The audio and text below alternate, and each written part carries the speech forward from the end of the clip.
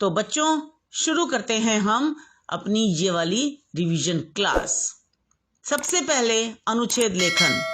बच्चों अनुच्छेद लेखन में आपको 3 चॉइसेस आएंगी जिसमें संकेत बिंदु भी लिखे होते हैं और शब्द सीमा भी लिखी होती है।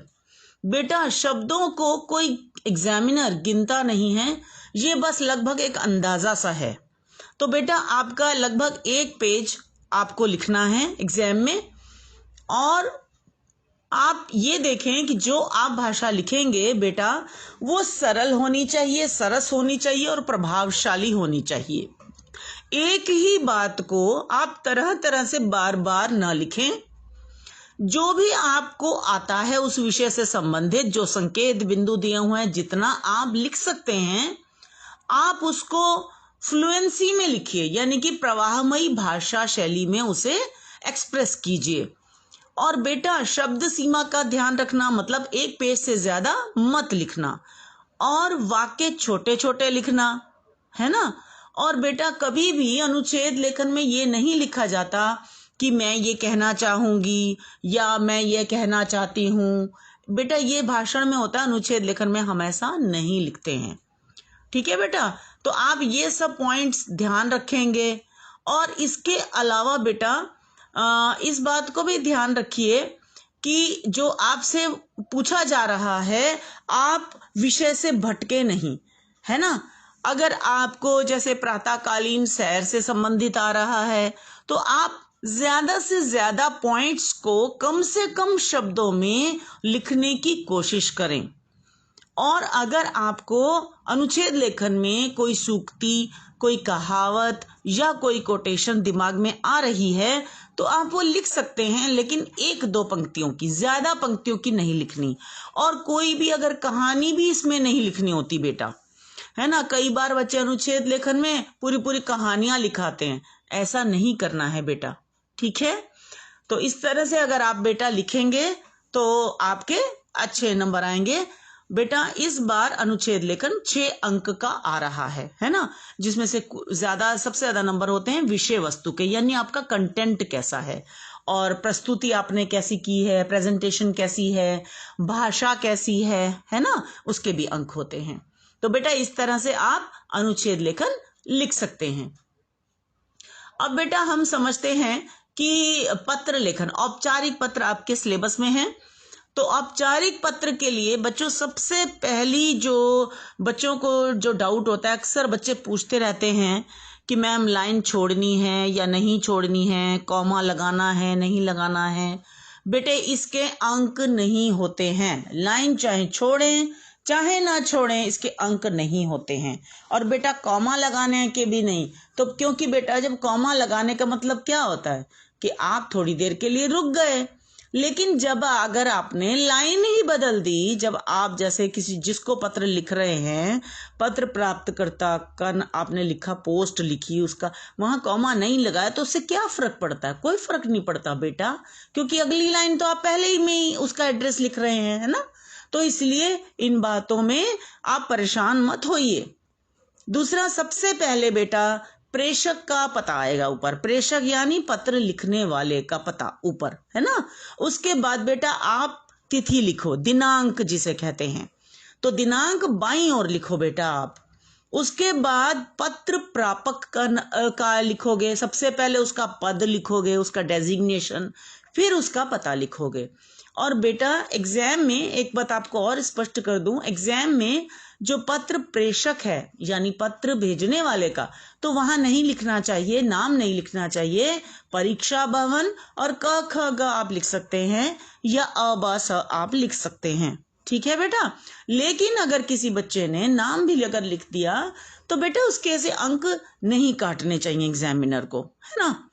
अच्छा, मैं यहां तक आपको बता चुकी कि उसके बाद दिनांक लिखेंगे, फिर आप पत्र प्रापक यानी जिसे पत्र लिखा जा रहा है उसका पद लिखेंगे, उसका एड्रेस यानी पता लिखेंगे, फिर आप बेटा विषय लिखेंगे, ठीक है।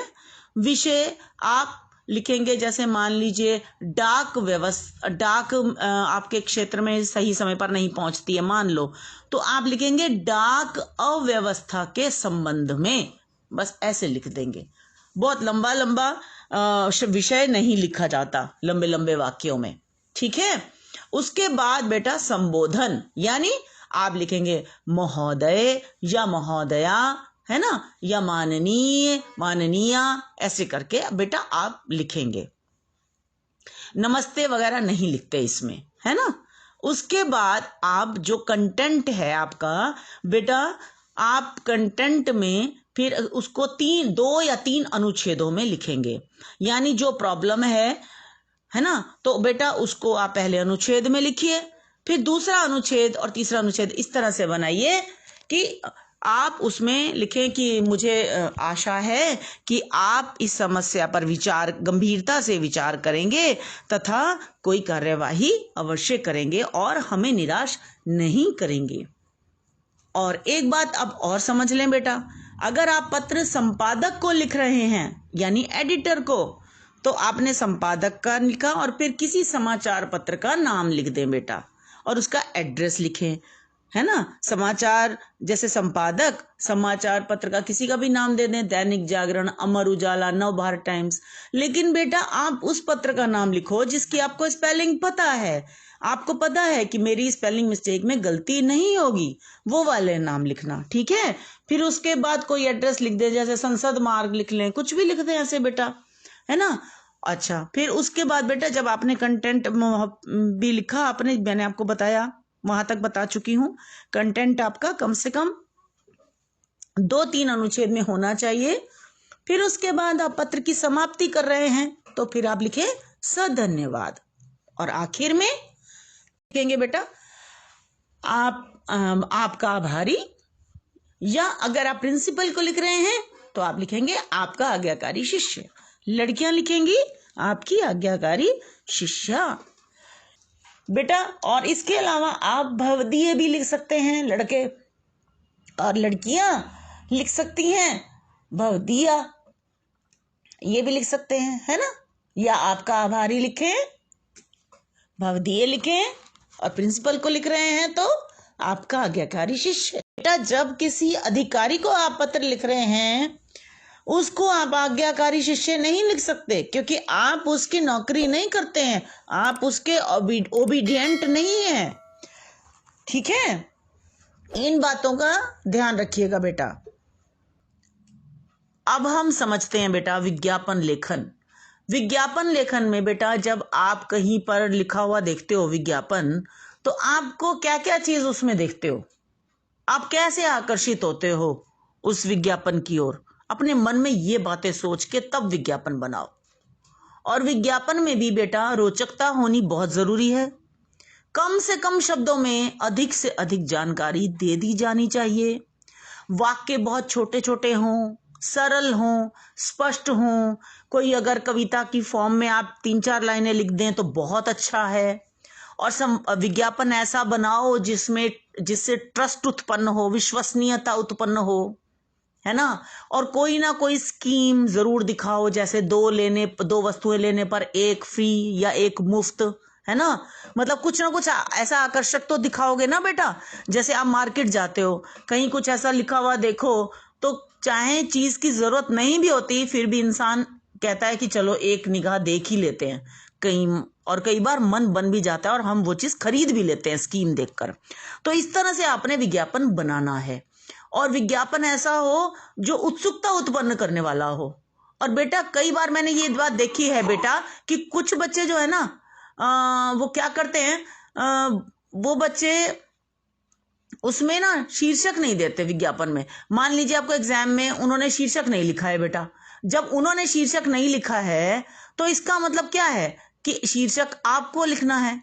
तो आप अपने आप कोई भी मान लो बिस्किट का है और एग्जाम में बिस्किट का नाम नहीं दिया है, तो बेटा आप तो लिखोगे ना उसका नाम, तो वो नाम सेंटर में लिखो, उसको बोल्ड लेटर्स में लिखो, और कैची होना चाहिए, और वो भी ऐसा हो जिसमें गलती ना हो, है ना, गलती ना हो, ऐसी स्पेलिंग वाला लिखो।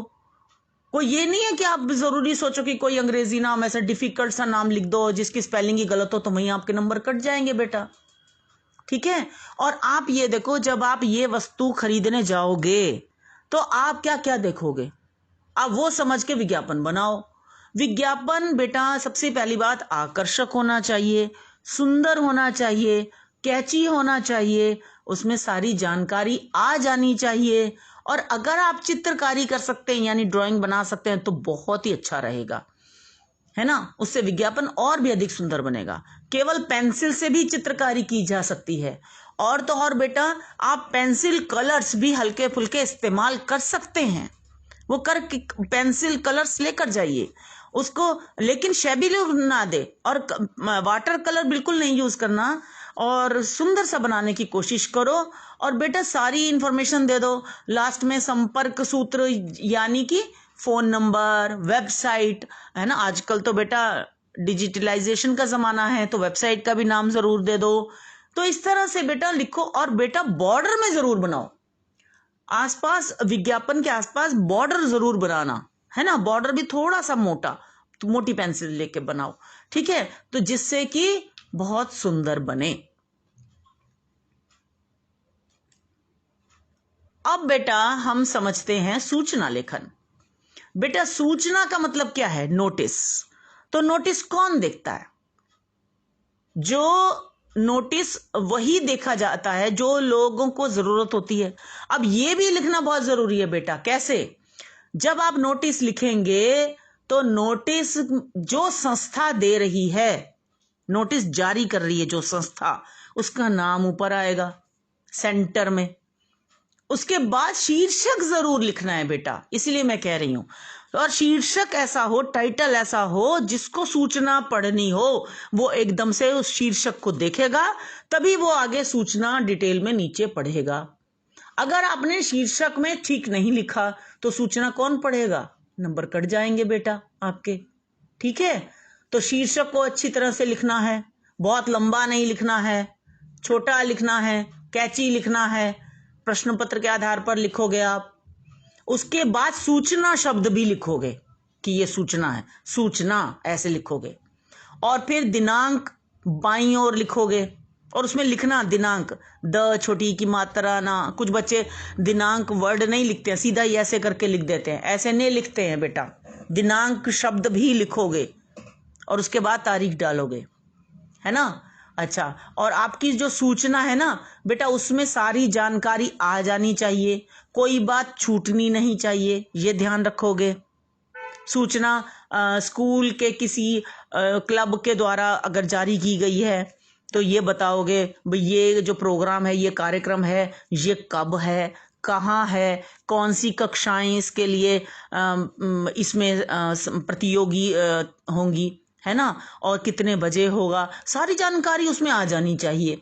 और बेटा अगर आप ये मेन पॉइंट्स जैसे कब है, कहाँ है, किस समय है, ये सारी जानकारी अगर आप पॉइंट्स में देते हो तो बहुत अच्छी बात है बेटा, उससे और कैची हो जाती है सूचना, है ना, और अच्छे नंबर मिलते हैं बेटा। इस बात को ध्यान रखना। और सूचना भी बेटा आप बॉक्स में बना कर लिखेंगे, है ना, बॉक्स भी नजर आना चाहिए। पेंसिल से बॉक्स बनाओगे, टेढ़ी मेढ़ी लाइनें नहीं होनी चाहिए, ठीक है।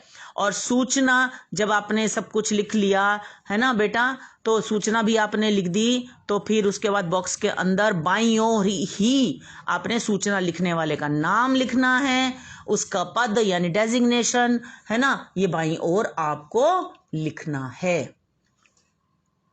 बच्चों बेटा इस वीडियो को लाइक करो, दोस्तों के साथ शेयर जरूर करो, ताकि सभी बच्चों का फायदा हो, सभी बच्चों के बहुत अच्छे नंबर आए। मेरी ओर से आप सबको एडवांस में ही हार्दिक शुभकामनाएं बेटा, आप सबके बहुत अच्छे नंबर आए। और बेटा इस चैनल को सब्सक्राइब करो और बेल आइकन को क्लिक करो इसके लिए, जिससे मैं जब भी वीडियो डालूं उसकी नोटिफिकेशन आप तक तुरंत पहुंच जाए। और बेटा कमेंट्स में लिखकर जरूर बताइए कि आपको ये रिवीजन क्लास कैसी लगी। तो मिलते हैं अगली वीडियो में। धन्यवाद प्यारे बच्चों।